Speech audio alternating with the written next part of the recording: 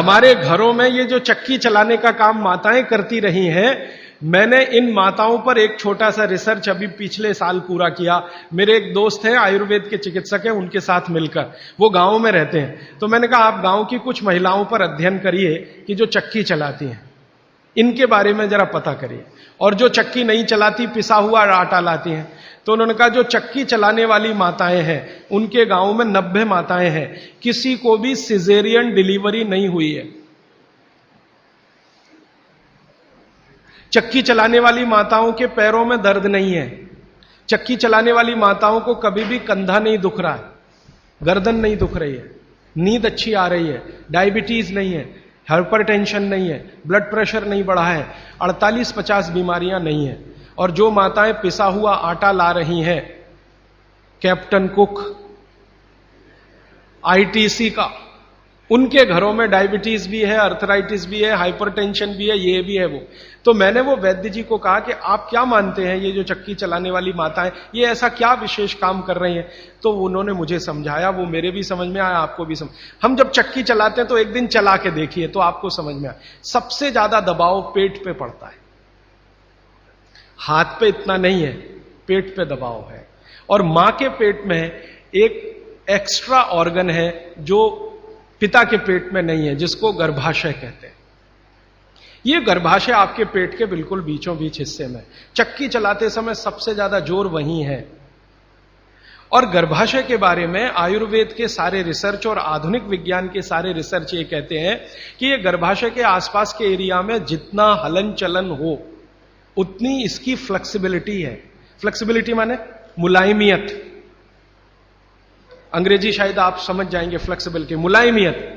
Elasticity एक शब्द होता है अंग्रेजी में, इलास्टिसिटी। इलास्टिसिटी का मतलब जब चीज की जरूरत पड़े तो उसको तान देना, जब जरूरत पड़े तो उसको संकुचित कर दे। ये हमारे गर्भाशय का सबसे बड़ा गुण है। इसी गुण के कारण बच्चे का जन्म होता है। और ये गुण को बनाए रखने में सबसे बड़ी भूमिका है हलन चलन। वहां आसपास मांसपेशियां, उनका हलन चलन रहे। तो ये हलन चलन सबसे अच्छे तरीके से, मैंने खुद चला के देखा चक्की, ये सबसे ज्यादा पेट के हिस्से में ही होता है। तब मेरे समझ में आया कि जो माताएं नियमित रूप से चक्की चला रही हैं उनको सिजेरियन डिलीवरी नहीं हो रही है, क्योंकि गर्भाशय की इलास्टिसिटी मेंटेन है, तो आसानी से बच्चा बाहर आ रहा है बिना किसी ऑपरेशन के। तब मुझे ध्यान आया कि हमारी जो पुरानी माताएं हैं उनके 8-8, 10-10 बच्चे होते थे, कभी सुना नहीं कि सिजेरियन। वो दाई आती थी गांव की, जो एमबीबीएस नहीं है, एमडी नहीं है, एमएस नहीं है, और बच्चे करा के चली जाती थी, ऐसे ही जैसे दाल पका के कोई चला गया या चावल पका के कोई चला गया। हां, ऐसे होता है। तो हमने इस बात को जब ध्यान दिया तब मेरे मन में आया कि इसको थोड़ा और बड़ा रिसर्च करना चाहिए।